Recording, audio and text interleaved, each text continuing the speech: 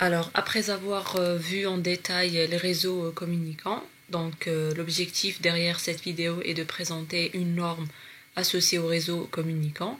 On a d'abord présenté dans les vidéos précédentes les réseaux communicants. On a aussi énoncé certains types de réseaux communicants et pour pouvoir subdiviser les réseaux communicants en plusieurs types de réseaux si on veut, il faut d'abord se mettre d'accord sur un critère de classification. Donc on peut classer les réseaux selon le critère de distance, selon le critère de type de données, selon les critères de débit par exemple. On peut avoir des réseaux haut débit, bas débit, etc. Le critère qu'on a utilisé est le type de données qui circulent au sein des réseaux communicants. Donc en utilisant ce critère, les réseaux communicants sont subdivisés en trois réseaux. Il y a les réseaux informatiques, les réseaux de télécommunication et les réseaux de télédiffusion. Donc, ce qui diffère entre ces réseaux, c'est le type de données qui circulent au sein de ces réseaux. Dans le cas des réseaux informatiques, la donnée peut être de n'importe quel type, donc images, fichiers, son, audio, vidéo, etc. Dans le cas des réseaux de télécommunication, la donnée est de type voix ou parole. Et quant au réseau de télédiffusion, la donnée est de type audiovisuel. Alors, on a présenté ces trois types de réseaux, pardon. On s'est plus focalisé sur les réseaux informatiques euh,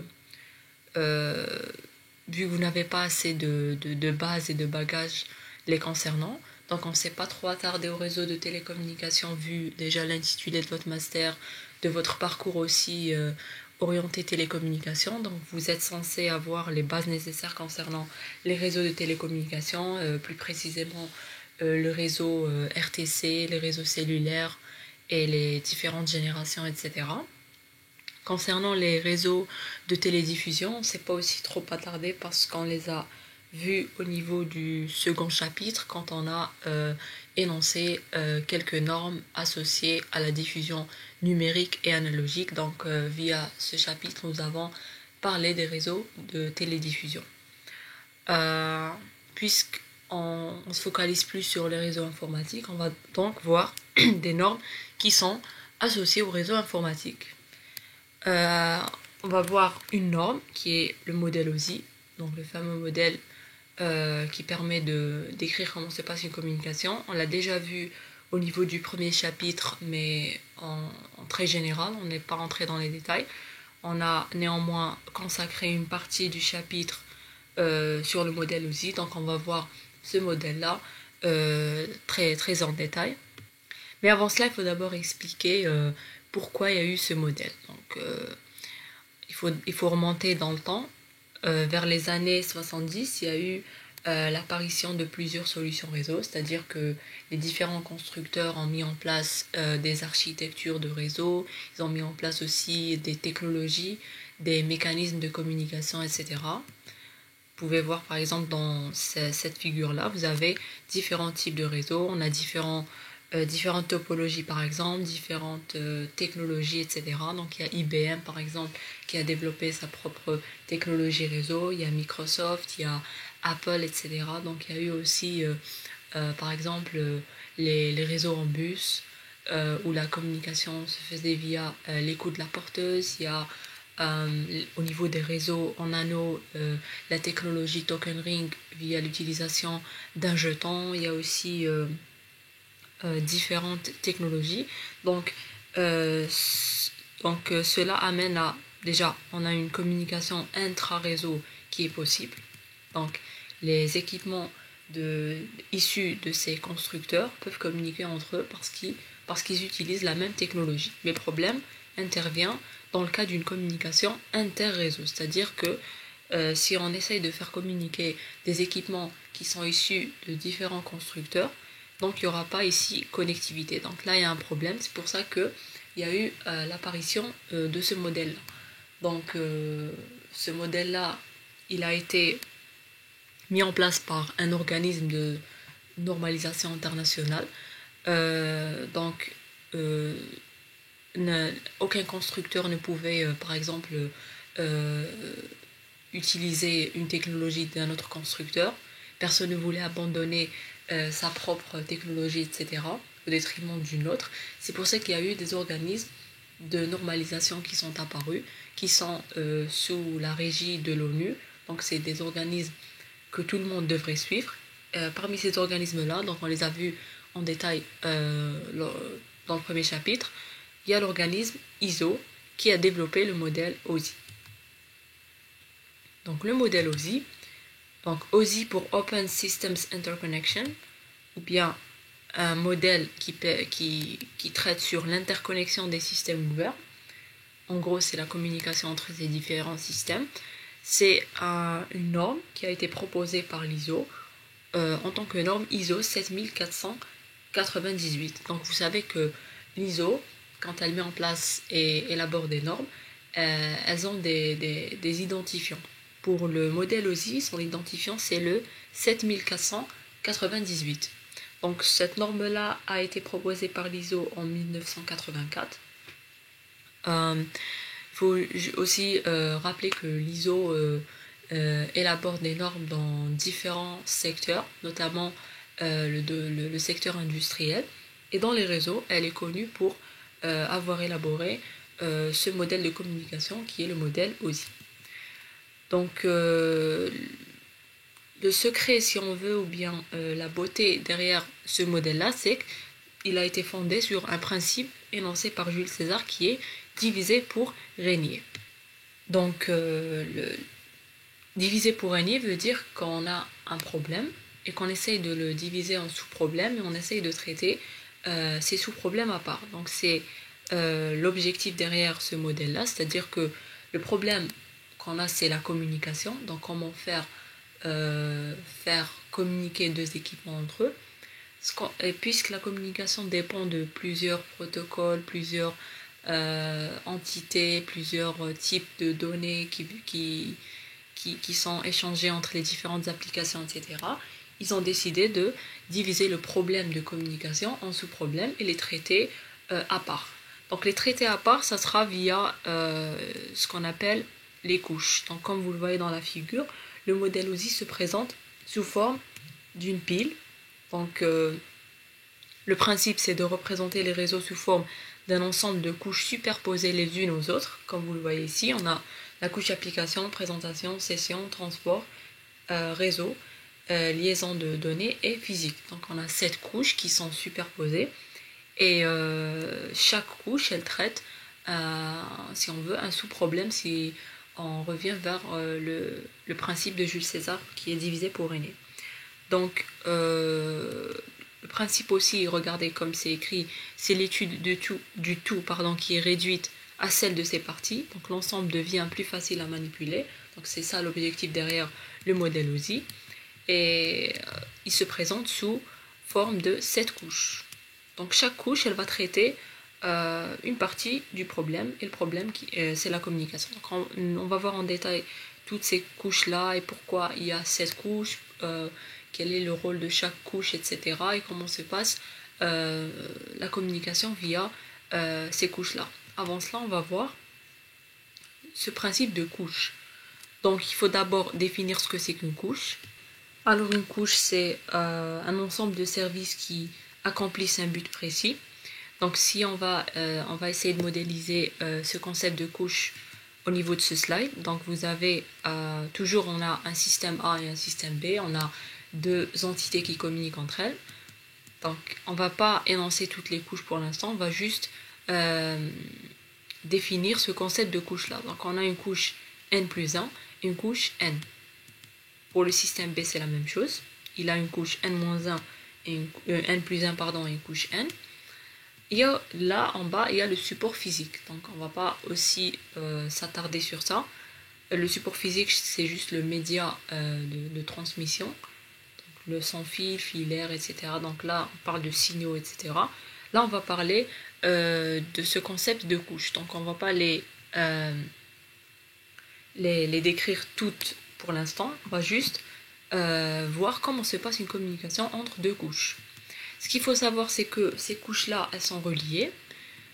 Elles sont reliées via ce qu'on appelle des interfaces. Donc, on a entre la couche n plus 1 et la couche n, on a l'interface n plus 1, n. On a entre la couche n et n-1 l'interface n et n-1. Donc là, on peut conclure que la communication entre les couches se fait uniquement entre les couches qui sont adjacentes, c'est-à-dire que il y a une communication entre la couche n.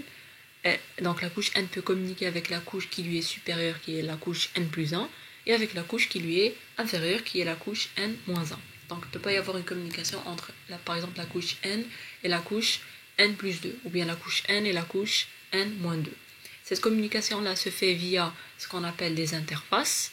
Une interface entre deux couches, ça sert de portail, si on veut, qui permet de diffuser les informations d'une couche à une autre. Donc, ce qu'il faut retenir au niveau de ce slide, c'est que la communication entre les différentes couches se fait uniquement entre les couches qui sont adjacentes. Donc, on va parler maintenant de comment se passe cette communication. Il y a une communication qui est physique et une communication qui est logique ou bien virtuelle. Donc, si un système A veut communiquer avec un système B, donc il devra passer par toutes les couches jusqu'au support physique et pour remonter vers la couche la plus supérieure pour pouvoir accéder ou pour pouvoir communiquer avec le système B. Donc, une communication physique, ou bien il y a un lien physique entre toutes les couches jusqu'au support physique, et à l'arrivée on remonte vers la couche supérieure. Sinon, pour une communication logique, il existe une liaison virtuelle entre les différentes couches. Donc la couche n+1 du système A a une liaison virtuelle avec la couche n+1 du système B. Même chose pour la couche n, n-1, etc. Donc les 7 couches du modèle OSI ont un lien virtuel ou bien logique avec les couches qui leur correspondent au niveau du système B ou bien de leur interlocuteur. Mais concernant la liaison physique, il y en a une seule et elle doit d'abord traverser toutes les couches du haut en bas, aller au support physique et puis traverser toutes les couches du système B du bas vers le haut. Au niveau de ces couches-là, donc l'objectif derrière OSI, c'est la communication. Communication veut dire échange de données, soit on envoie, soit on reçoit, soit on envoie et on reçoit en même temps. Donc on envoie quoi? On envoie des données. Donc la donnée, elle diffère d'une couche à une autre. On a un type de données spécifique pour chaque couche. La donnée aussi, elle est divisée en deux parties. On a, comme dans la figure au niveau de la couche numéro n+1, on a n+1-8D pour données de la couche n+1. Données, c'est la donnée, si on veut, proprement dit, c'est-à-dire que c'est la donnée qu'on veut envoyer ou bien la donnée qu'on est en train de traiter au niveau de cette couche. n+1-8 H pour header veut dire que c'est ce qu'on appelle l'entête de la couche n+1. Un en-tête, c'est quoi? C'est un ensemble de données qui sont ajoutées, de données système qui sont ajoutées à la donnée de la couche n+1, qui permettent d'accompagner cette donnée pour qu'elle ne se perde pas si on veut, ou bien pour qu'elle puisse qu'on puisse y ajouter tous ses attributs, ses descriptions, etc. Donc chaque couche, qu'est-ce qu'elle fait? Elle reçoit une donnée de la couche qui lui est supérieure, et cette donnée-là, qu'est-ce qu'elle lui fait? Elle lui ajoute un en-tête, et cette en-tête-là va contenir toutes les informations ou bien données système en relation avec cette couche. Donc il faut aussi d'abord définir quel est le rôle de chaque couche pour pouvoir savoir qu'est-ce qu'on ajoute au niveau de cette en-tête. Donc même chose pour la couche n, on a la donnée de la couche n, donc nd, et on a nh, donc l'en-tête de la couche n. Donc donnée plus en-tête au niveau d'une couche est appelée, selon les modèles OSI, PDU. PDU pour Protocol Data Unit. Donc c'est la donnée en entier, c'est-à-dire que ce n'est pas uniquement la donnée qui nous intéresse, mais toute la donnée qui est manipulée au niveau de la couche n+1. Donc donc n+1 PDU est égal à n+1 H plus n+1 D, et même chose, n PDU est égal à n D plus NH. Ce qu'il faut aussi savoir, c'est qu'il y a une relation entre un PDU de la couche N plus 1 et un PDU de la couche N. Donc, comme vous le voyez dans la figure, cette donnée-là, qui est l'ensemble de la donnée à envoyer plus l'entête, quand elle descend à une couche via l'interface N plus 1 N, donc c'est toute cette donnée-là qui descend. Et toute cette donnée-là, elle va être représentée comme étant la donnée à envoyer au niveau de la couche N. Donc, la donnée au niveau de la couche N est égale à la donnée au niveau de la couche N plus 1 plus l'entête au niveau de la couche N plus 1. Donc, ND ici est égal à tout ça, qui est égal à au PDU de la couche numéro N plus 1. Donc, c'est ça le principe au niveau du modèle OSI, c'est que si on a une donnée au niveau d'une couche, quand on la fait descendre, c'est toute cette donnée-là à laquelle on ajoute un en-tête. Et puis l'en-tête plus cette donnée, on la fait descendre au niveau de la couche qui nous est inférieure. Et toute cette donnée-là, on va encore lui ajouter un en-tête. Donc on ajoute des en-têtes autant de fois que le nombre de couches. Par exemple, si on a 7 couches, on va ajouter 7 en-têtes. Et chaque donnée, quand elle descend vers la couche précédente, donc toute la donnée descend, donc, y compris la donnée en haut plus son en-tête, donc ça devient la donnée en entier pour la couche qui est inférieure. Donc c'est ça le principe. Donc ce principe-là, on l'appelle aussi le principe d'encapsulation. On va le voir aussi en détail quand on va modéliser toutes les couches du modèle OSI. On passe maintenant à ces données-là. Donc on a nos couches selon le modèle OSI. Donc ne vous inquiétez pas aussi, on va les décrire dans quelques instants. Vous allez faire la différence entre ces différentes couches et quels sont leurs rôles. Donc au niveau de la couche application, la donnée s'appelle APDU, donc A pour application. Donc si vous remarquez aussi au niveau de ce modèle OSI, c'est un modèle qui est théorique. Donc c'est pas un modèle où on spécifie réellement qu'est-ce qu'il y a au niveau de cette donnée, qu'est-ce qu'il y a au niveau de l'entête, quelle est la taille de l'entête, quels sont les champs au niveau de l'entête, etc. On va juste donner une description formelle de ces entêtes-là, de ces données-là aussi, et libre au constructeur ou bien libre à quelqu'un qui veut créer si on veut, un modèle pratique se basant sur le modèle OSI. Donc ce qu'il faut retenir, c'est que le modèle OSI, c'est juste une description de la communication. Donc, quand on dit par exemple APDU, on doit juste savoir que c'est la donnée au niveau de la couche application. C'est comme ce que je disais avant, c'était pour la couche N, c'était NPDU. Pour la couche application, on va l'appeler APDU. Mais on ne connaît pas réellement que contient cette donnée. C'est-à-dire qu'on n'a pas les champs exacts, les tailles exactes, etc. Mais on va juste savoir qu'est-ce qu'elle va contenir d'un point de vue description. C'est tout. Au niveau de la couche présentation, on a PPDU, donc P pour présentation, session SPDU, transport TPDU, réseau RPDU, liaison de données LPDU, et physique, on va mettre FPDU. Donc si on met PPDU, ça va fausser avec la donnée au niveau de la couche numéro 6. Donc ça, c'est juste aussi des notations. Elles sont formelles aussi. Alors, généralement, une donnée au niveau de la couche application, c'est une donnée applicative. Même chose au niveau de la couche présentation et session. Une donnée applicative, c'est une donnée au niveau d'une couche qui est, si on veut, logicielle. Donc ça aussi, on va le voir après.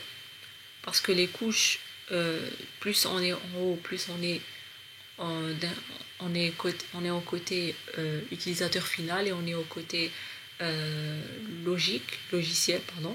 Et plus on descend vers le bas, plus on se rapproche du média de transmission, donc plus on est au niveau matériel, bien hardware. Au niveau de la couche transport, on l'appelle aussi au niveau dans la description du modèle OSI segment. Au niveau de la couche réseau, on l'appelle aussi paquet ou bien datagramme. Au niveau de la couche liaison de données, la donnée s'appelle trame. Et au niveau de la couche physique, la donnée est représentée par des bits. Donc on appelle la donnée bit. Donc ça aussi, c'est juste des appellations des données au niveau des couches. On n'a pas encore vu la description et la définition de chaque couche. Maintenant, on va parler de la fonction de chaque couche. On a les couches qui sont au, comme j'ai dit, là où les données elles sont dénommées données applicatives. Donc les premières couches, donc la 7e, la 6e et la 5e, sont des couches qui permettent de gérer l'application. Quant aux couches qui sont en bas, elles permettent de transporter la donnée. Donc gérer l'application veut dire la personnaliser, par exemple la chiffrer, la déchiffrer,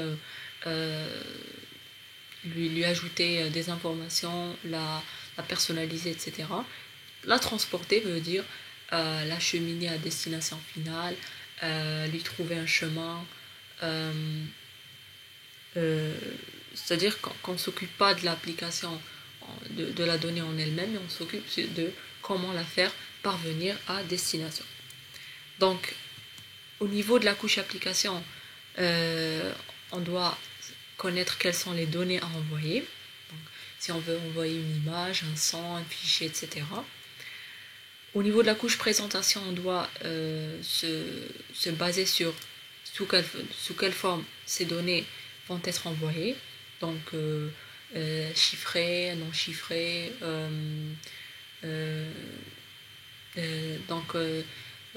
selon, si on veut, par exemple pour un fichier son, selon quel codec, pour un fichier image, selon quel format PNG, JPEG, etc. Donc on se préoccupe de la forme que va prendre la donnée qu'on va envoyer. Donc au niveau applicatif, on décide d'abord du type de la donnée à envoyer, donc quelle est la donnée qu'on va envoyer.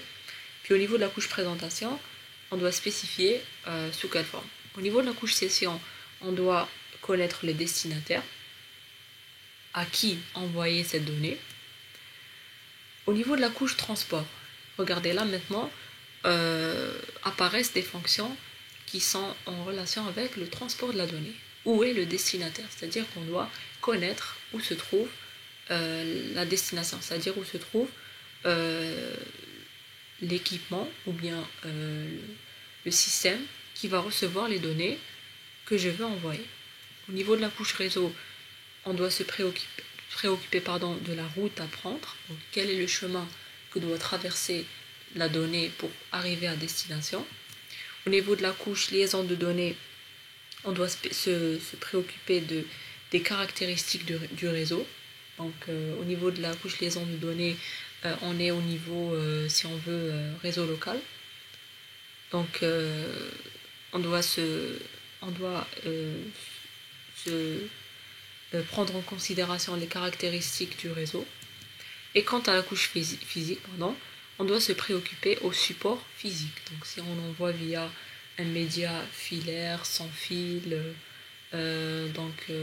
si on envoie sous forme d'un signal électrique, vaisseau hertzien, etc. Donc au niveau de la couche physique, on se préoccupe du support physique. Puisqu'on a maintenant présenté les couches, on ne les a pas présentées en détail, mais on a juste énoncé les fonctions de chaque couche. On va maintenant voir comment se passe une communication en utilisant le modèle OSI. Donc, toujours au niveau d'une communication, donc il y a une communication qui se fait entre deux entités. Communication veut dire échange de données, envoi ou bien réception ou bien les deux. On va voir les deux. On va voir le système A qui est l'émetteur qui va envoyer les données au récepteur qui est le système B qui est à droite. Donc chaque entité au niveau de ce réseau utilise OSI, donc il va avoir cette pile OSI, donc c'est 7 couches qui sont superposées. Donc l'émetteur, il a une donnée à envoyer. La donnée, elle est représentée par ce carré rouge où est écrit D D pour données. Il a une donnée à envoyer. Au niveau de la couche application, donc ce qu'il faut comprendre, c'est qu'on a d'abord une donnée. La donnée, c'est une donnée brute. Cette donnée-là, elle va parcourir les couches allant de la couche la plus supérieure à la couche la plus basse pour l'envoi. Donc cette donnée-là, elle va se mettre au niveau de la couche application, la plus haute. On a dit qu'au niveau de la couche application, on se préoccupe on se pose la question, si on veut, quelles sont les données qu'on veut envoyer. C'est-à-dire que on doit spécifier le type de la donnée et quelle est cette donnée qu'on veut envoyer. Donc, comme j'ai dit aussi, au niveau de chaque couche, on ajoute ce qu'on appelle un en-tête. Donc, on va ajouter à la donnée brute un en-tête applicatif. Donc, HA pour header et A pour couche application. Donc, ça, c'est juste une notation. Donc, au niveau de la couche application, on a la donnée brute à laquelle on a ajouté un en-tête applicatif. La combinaison de ces deux entités, c'est-à-dire la donnée brute plus l'en-tête applicatif, forme ce qu'on appelle la PDU. Donc la donnée, le PDU au niveau de la couche application, ou bien la donnée applicative. Qu'est-ce qui se passe maintenant? Donc on s'est dit que les données traversent les couches allant d'une couche n plus 1 à une couche n jusqu'à une couche n moins 1, etc. Donc la donnée de la couche 7 qui est la PDU va descendre au niveau de la couche 6 qui est la couche présentation. Remarquez, on a HA en rouge, tout comme D. Veut dire que pour la couche présentation, l'ensemble de la donnée brute plus l'en-tête applicatif forme la donnée de la couche présentation. Cette donnée-là, aussi, on lui ajoute un en-tête qu'on a représenté par HP. H pour header et P pour présentation. Donc on ajoute à la donnée applicative ou bien à l'APDU qu'on a eu depuis la couche applicative un en-tête de présentation. Donc là on va s'occuper de la forme des données qu'on va envoyer. Chiffrement, conversion, type, etc. Donc au niveau de cette en-tête, on va ajouter toutes ces informations-là. Remarquez que je ne donne pas en détail quelles sont les informations qu'on ajoute. Pourquoi? Parce que OSI, c'est un modèle formel, théorique. C'est-à-dire qu'il ne spécifie pas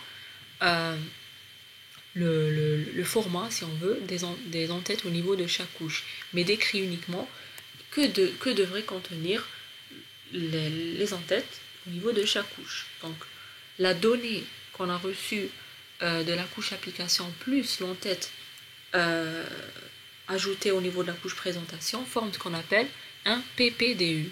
Toujours on est au niveau d'une donnée applicative. PPDU, c'est la donnée qu'on reçoit de la couche supérieure plus l'en-tête. La donnée qu'on reçoit de la couche supérieure, c'est l'APDU. Donc APDU plus HP nous donne PPDU. Cette donnée-là, qui est formée de l'APDU plus l'en-tête de la couche présentation, on la fait descendre aussi au niveau de la couche session. Remarquez au niveau de la couche session, tout ça est représenté comme étant une donnée. À cette donnée-là, qui est le PPDU, on ajoute un en-tête de session. Même chose. Donc l'en-tête session plus la donnée reçue par la couche supérieure, qui est la couche présentation, qui est le PPDU, va nous former ce qu'on appelle le SPDU. Veut dire la donnée, le PDU au niveau de la couche session. Ce dernier va aussi descendre au niveau de la couche transport. Donc tout ça pour lui c'est la donnée. On lui ajoute aussi un en-tête de transport. L'ensemble des deux va former un PDU de transport, TPDU. Donc c'est SPDU plus en-tête de transport, qui lui-même va descendre au niveau de la couche réseau. On va lui ajouter aussi un en-tête réseau. Donc au niveau des en-têtes, on va ajouter des informations qui sont en relation avec les questions qu'on s'est posées au niveau du slide précédent. Donc au niveau réseau, par exemple, on va ajouter des données concernant le chemin à prendre. Donc c'est aussi formel. Donc si on veut, par exemple, dans le cas pratique, on ajoute des adresses IP, etc. Mais puisqu'on parle du modèle OSI là, on va pas dire exactement ce qu'on va ajouter, mais on va juste expliquer ce qui devrait être ajouté au niveau de cette en-tête. Donc, l'en-tête de la couche réseau plus la donnée reçue par la couche supérieure qui est le TPDU forme ce qu'on appelle le RPDU, qui est la donnée au niveau de la couche réseau. La donnée au niveau de la couche réseau descend aussi au niveau de la couche liaison de données et on lui ajoute un en-tête. Donc l'en-tête au niveau de la couche liaison de données, il y en a deux. Donc il y a un au début, HL, il y en a un à la fin qui est aussi, je l'ai aussi représenté par HL, mais c'est un autre en-tête, c'est-à-dire qu'il contient d'autres informations, qu'on appelle aussi le remorque. Donc les deux permettent de mettre le RPDU entre deux en-têtes, c'est-à-dire si on veut l'encapsuler. Donc en réalité le RPDU c'est un paquet, donc comme on l'a vu au niveau du slide précédent, le TPDU c'est un segment, SPDU, PPDU, APDU sont des données applicatives. Donc, données applicatives plus en-tête transport nous forme un segment, segment plus en-tête réseau nous donne un paquet, et le paquet est mis, on lui ajoute aussi des en-têtes, deux en-têtes au niveau de la couche liaison pour obtenir ce qu'on appelle un LPDU ou bien une trame. Cette trame-là ou bien cette donnée au niveau de la couche liaison de données LPDU va descendre aussi au niveau de la couche physique. On a dit qu'au niveau de la couche physique, on se préoccupe du support de transmission. Donc, et puisqu'au niveau de cette couche, la donnée manipulée, c'est le bit, donc au niveau de la couche physique, on aura, si on veut, un signal. Bon, là, j'ai représenté un signal analogique. Ça peut très bien aussi être un signal numérique. Tout dépend la communication pour laquelle on opte, soit une communication numérique ou bien analogique. Donc là n'est pas le problème. L'essentiel, au niveau de la couche physique, on se préoccupe du support de transmission. Support de transmission physique. Donc tout ce processus-là se fait quand on veut envoyer. Quand un émetteur veut envoyer une donnée à un récepteur. Donc sa donnée, qui est la donnée brute, va parcourir toutes les couches selon le modèle OSI, et vous remarquez que notre donnée, on lui a ajouté un tas d'en-têtes, donc au niveau de chaque couche. Donc, on ne va pas envoyer uniquement la donnée, mais on va envoyer tout ça, qui est traduit en un signal. Donc ce processus-là, c'est-à-dire donnée plus en-tête, s'appelle processus d'encapsulation. Encapsuler une donnée veut dire lui ajouter un en-tête.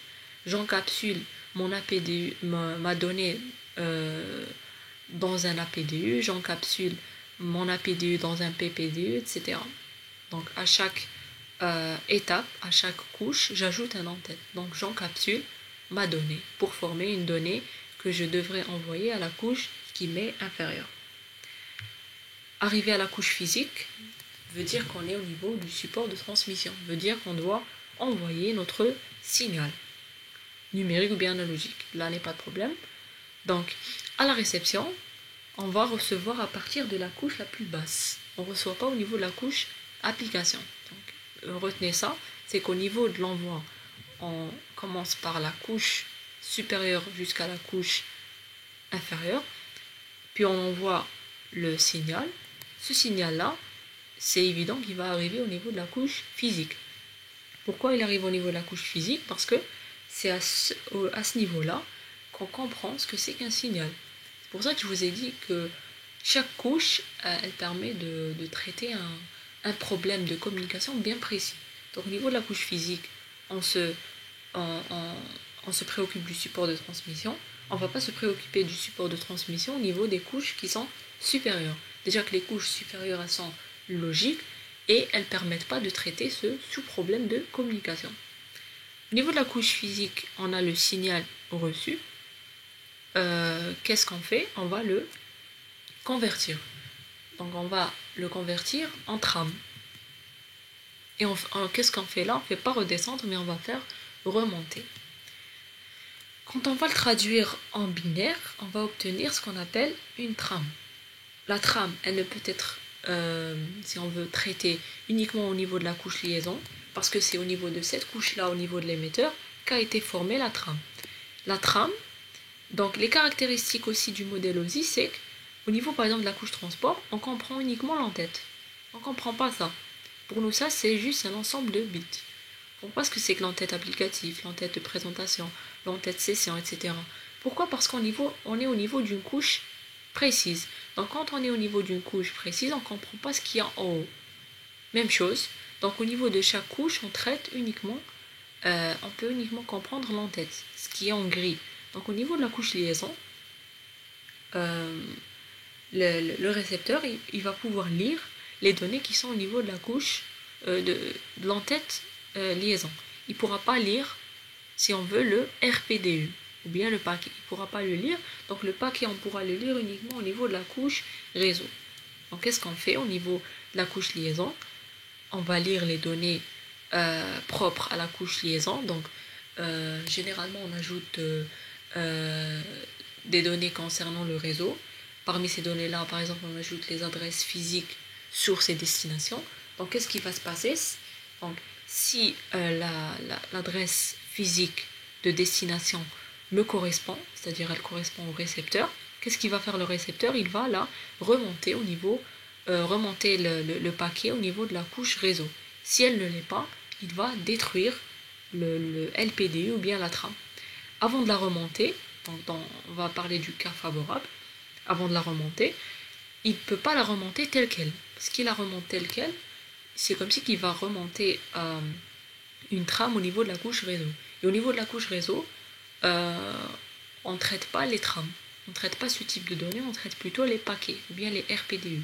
Donc qu'est-ce qu'il va faire? Il va, ce qu'on appelle, désencapsuler la trame. Désencapsuler la trame veut dire lui enlever l'entête. Donc on va casser l'entête et on va remonter uniquement le paquet. Le paquet au niveau de la couche réseau, on est au niveau réseau, donc on peut lire l'entête réseau, veut dire qu'on peut décoder ce qu'il y a au niveau de l'entête réseau. On ne peut pas aussi voir ce qu'il y a au niveau de la donnée de la couche supérieure qui est le TPDU, qui est le segment. Donc au niveau de la couche réseau, on va voir par exemple si on est réellement destinataire. Donc on va comparer, on va voir par exemple les adresses logiques. Si l'adresse logique de destination est identique à mon adresse logique, veut dire que je peux faire remonter mon segment au niveau de la couche transport. Sinon, je détruis le paquet. Dans le cas favorable, on remonte le segment.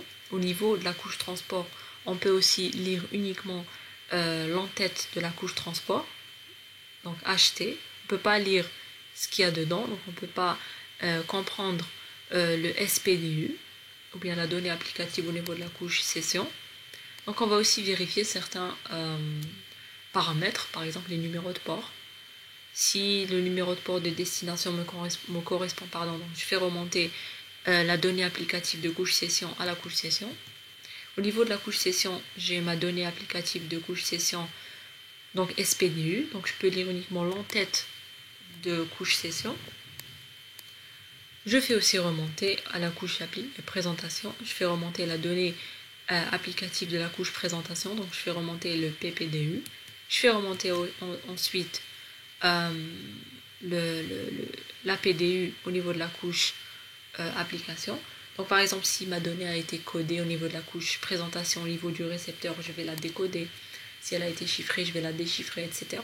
Et au niveau de la couche application, je vais extraire, si on veut, la donnée brute qui est supposée recevoir le récepteur. Donc c'est cette même donnée-là qu'a envoyé l'émetteur que reçoit le récepteur. Donc vous voyez que le chemin de la communication, donc c'est comme on l'a vu tout à l'heure. Donc le chemin physique, ça va du haut vers le bas pour l'envoi, puis le support de transmission, puis ça va du bas vers le haut suivant le modèle OSI pour que le récepteur reçoive la donnée qu'a envoyé l'émetteur.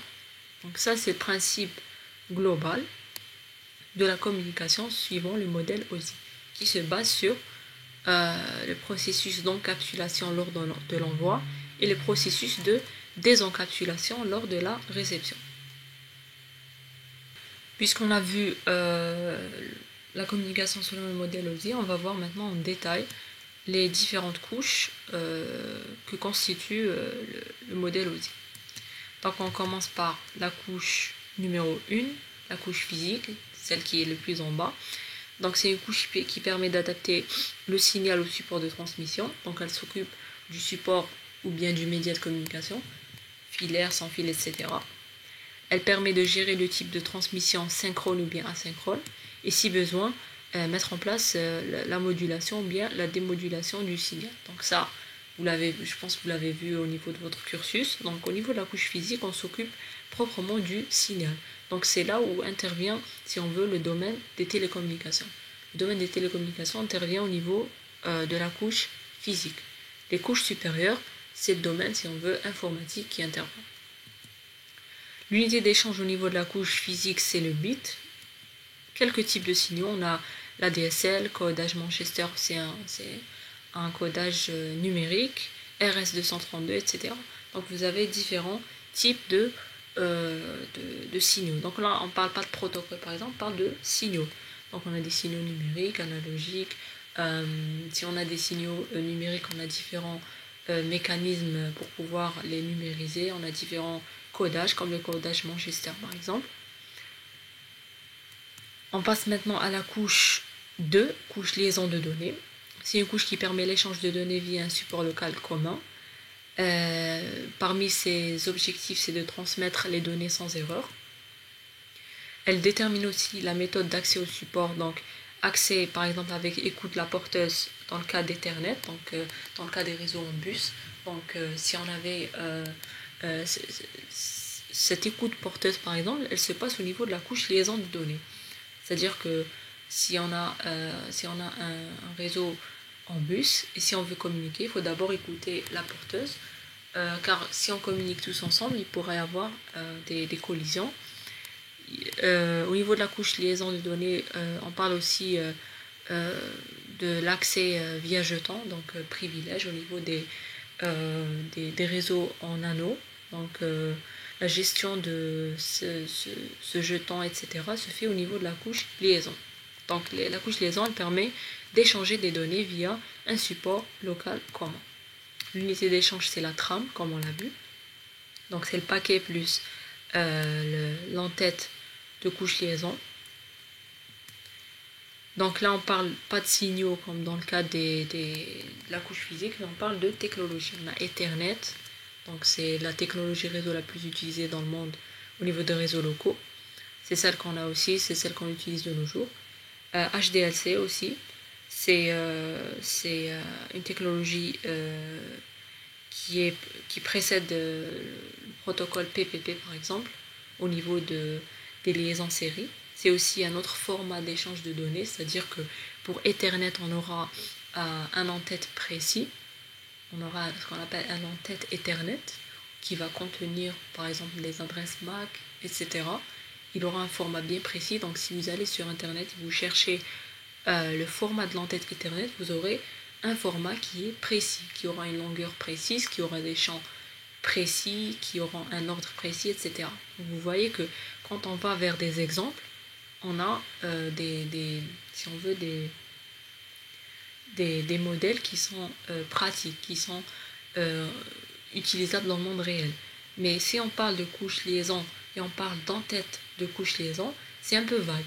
On dit juste qu'est-ce que doit contenir l'entête de cette couche, mais on ne spécifie pas, si on veut, la taille, les champs, etc. Donc, c'est pour ça quand on est au niveau de OSI, on est au niveau d'un modèle qui est formel et théorique. Wi-Fi aussi pour les liaisons sans fil, ATM, etc. Donc on a plusieurs technologies, on a aussi PPP. On passe maintenant à la couche réseau. C'est une couche qui permet l'acheminement correct des données jusqu'à l'utilisateur final. Donc elle a 4 processus de base. Donc elle a, si on veut, 4 objectifs. Donc elle doit assurer l'adressage. Donc l'adressage au niveau de la couche réseau, c'est l'adressage logique. Elle doit assurer aussi le processus d'encapsulation, le routage, c'est-à-dire l'acheminement des données, c'est-à-dire trouver la route que doit traverser la donnée pour arriver à destination, ainsi que le processus de désencapsulation. Donc au niveau de la couche réseau, on peut aussi traduire les adresses logiques en adresses physiques. Donc les adresses physiques sont des identifiants qui sont au niveau de la couche liaison. Donc un exemple au niveau, si on utilise la technologie Ethernet, on parle d'adresse physique qu'on appelle adresse MAC. Si on utilise par exemple le réseau Internet, les adresses logiques par exemple, ça sera ce qu'on appelle les adresses IP. Donc là, je suis en train de spécifier. Si j'utilise, par exemple, j'utilise le réseau Internet, si je suis au niveau de la couche réseau, au niveau d'Internet, j'aurai au niveau de l'entête Internet, l'entête IP, qu'on appelle l'entête IP, on aura différents champs qui sont décrits de manière précise. Taille, on aura les adresses IP source, adresse IP destination, etc. Donc vous aurez un en-tête qui est défini de manière très, très précise. On les verra aussi au niveau du chapitre numéro 5 quand on va parler des protocoles au niveau du réseau Internet. Mais quand on parle au niveau du modèle OSI, on dit juste qu'au niveau de l'entête réseau, on a ce qu'on appelle des adresses logiques. Mais on ne spécifie pas ces adresses logiques-là. Donc un exemple d'adresse logique, ce sont les adresses IP. Mais il peut y avoir d'autres formats pour les adresses logiques. Donc si on veut mettre en place un modèle pratique, on peut le faire. Il faut juste se baser sur les concepts qui sont donnés par le modèle OSI. L'unité d'échange, c'est le paquet, comme on l'a dit, ou bien le RPDU. Quelques protocoles au niveau de la couche réseau, on a l'IPv4, IPv6, donc c'est des protocoles qui sont utilisés au niveau du réseau Internet. ICMP, IGMP, ARP, donc on les a expliqués au niveau du premier chapitre vaguement, mais on va les voir en détail au niveau du chapitre numéro 5 consacré au protocole du réseau Internet. Au niveau de la couche transport, c'est une couche qui permet de transporter des données de bout en bout à travers plusieurs réseaux. Donc la couche transport, son objectif c'est de transporter les données de bout en bout. Au niveau de la couche réseau par exemple, c'était juste de trouver le chemin. Donc ça permet aussi d'établir, de maintenir et de rompre une connexion.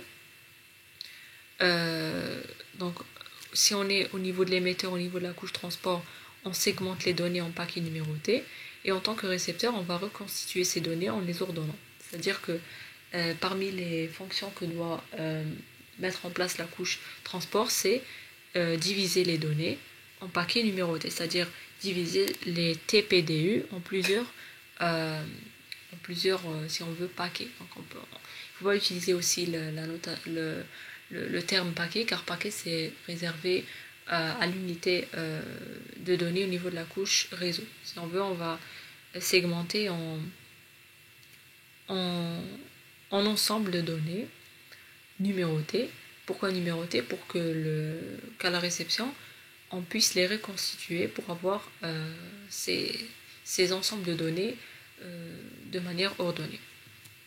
Donc l'unité d'échange, c'est le segment. Et parmi les protocoles qui sont utilisés au niveau de la couche transport, on a TCP, UDP, RTP, etc. Donc on a expliqué vaguement aussi les protocoles TCP, UDP. Donc TCP, c'est un protocole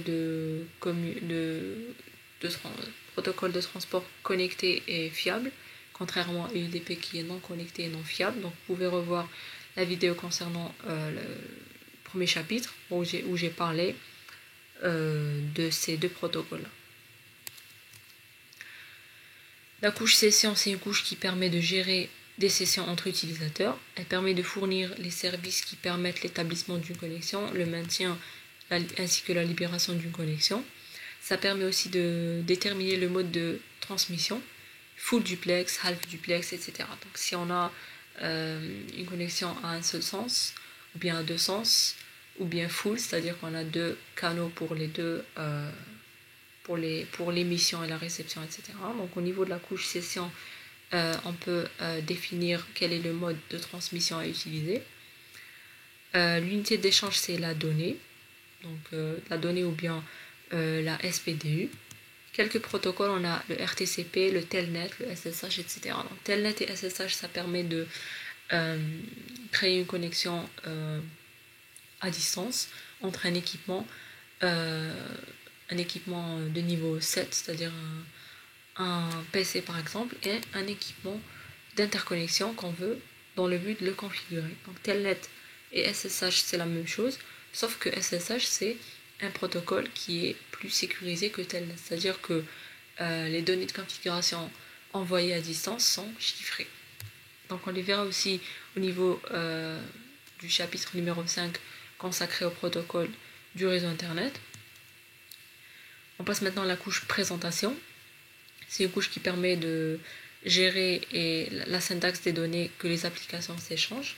Donc ça permet de les coder, de les convertir, de les compresser ou bien de les chiffrer. Donc au niveau de la couche présentation, on se base sur ces 4 paramètres. Donc si on veut coder une donnée, la convertir, la compresser ou bien la chiffrer. Elle formate les données pour qu'elles soient compréhensibles par les deux périphériques. L'unité d'échange, c'est aussi la donnée ou bien la PPDU. Quelques formats de données, regardez là, on parle de format de données, on ne parle pas de protocole, par exemple comme au niveau de la couche transport réseau. Au niveau de la liaison de données, on parlait de technologie. Au niveau de la couche physique, on parlait de signaux.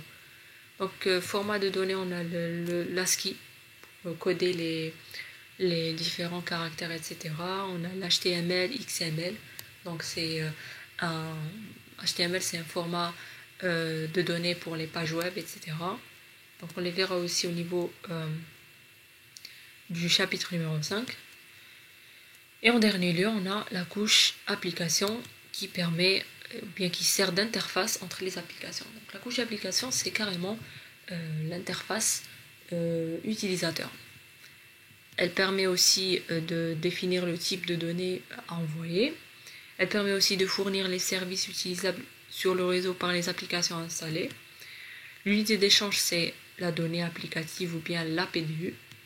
Quelques protocoles, on a l'HTTP, HTTPS, DHCP, DNS, FTP, etc. Donc HTTP, HTTPS, c'est pour la communication entre un client et un serveur.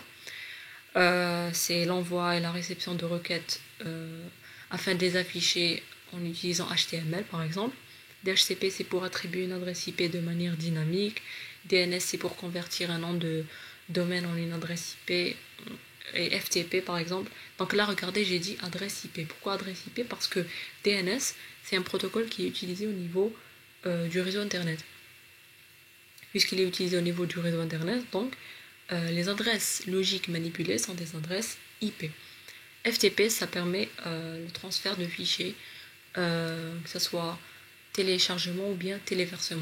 Donc, téléchargement, c'est le transfert d'un serveur vers un client. Téléversement, c'est le transfert d'un client vers un serveur. Il y a TFTP aussi, il y a FTPS, etc. Donc ça, on les verra en détail aussi au niveau du chapitre numéro 5 qui est consacré au protocole du réseau Internet. Donc là, on a juste évoqué quelques exemples de protocoles. Donc au niveau de ces protocoles, par exemple, tout ce qui est antenne, etc., ça sera précis. Mais si on parle de la couche application en présentation, session, transport, réseau, liaison de données ou bien physique de manière générale en utilisant le modèle OSI, on aura juste la description des entêtes au niveau de chaque couche et on n'aura pas, si on veut, le format exact de l'entête. Pour terminer cette vidéo concernant le modèle OSI, on va juste voir par exemple comment va se passer une communication qui ne va pas être directement entre un émetteur et un récepteur, mais plutôt un émetteur qui est un équipement de niveau 7, donc un PC avec un autre, avec un routeur au milieu. Donc, routeur, c'est un équipement d'interconnexion de niveau 3. Donc, il est au niveau de la couche réseau. Il est au niveau de la couche réseau, veut dire qu'il possède uniquement ces 3 couches au niveau de la communication selon le modèle OSI. Donc, il ne possède pas les couches qui sont supérieures, donc il ne comprend pas les données qui sont échangées au niveau des couches supérieures. Ça, c'est pour le routeur. Pour le commutateur, il est de niveau 2, donc il a uniquement ces 2 couches. Pour le concentrateur, il aura uniquement la couche physique. Donc, pour chaque couche, on a un type d'équipement spécifique. Donc, c'est pas l'objet aussi de notre cours, parce que c'est pas un cours de réseau, mais juste pour vous donner une idée. Donc, si vous aviez un routeur, il va se présenter sous cette forme-là selon le modèle OSI. Donc, il aura uniquement 3 couches. Donc la communication d'un émetteur vers un récepteur en passant par un routeur va se faire du haut en bas. Donc là, il y aura le principe d'encapsulation. Puis, le signal au niveau de l'émetteur sera envoyé au niveau du routeur qui va recevoir ce signal, qui va le remonter à la couche réseau. Et il va faire son traitement pour pouvoir, par exemple, déterminer le chemin. Donc le routeur, c'est un équipement de niveau 3 qui permet le routage, entre autres. Et arrivé à la couche réseau, donc il est au niveau paquet, il va retraduire ce paquet en un signal, d'abord en trame puis en signal, qu'il va transmettre au récepteur. Et au niveau de la réception, on va aller du bas vers le haut, donc on va faire le processus inverse qui est la désencapsulation pour que la donnée puisse arriver à la réception. Donc ce qu'il faut retenir, c'est que le modèle OSI, c'est un modèle théorique, c'est un modèle formel qui décrit comment se passe une communication au niveau d'un réseau.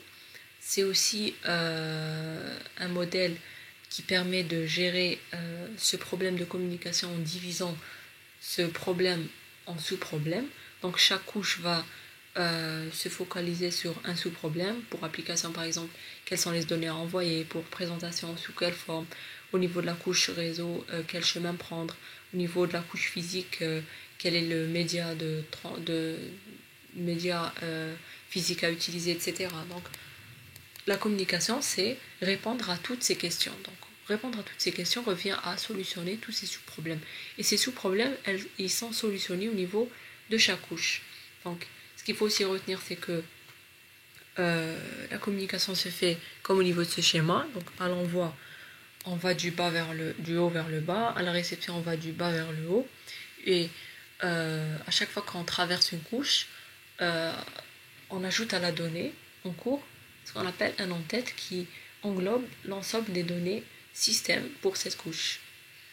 Et donc le modèle OSI, c'est un modèle théorique comme j'ai dit.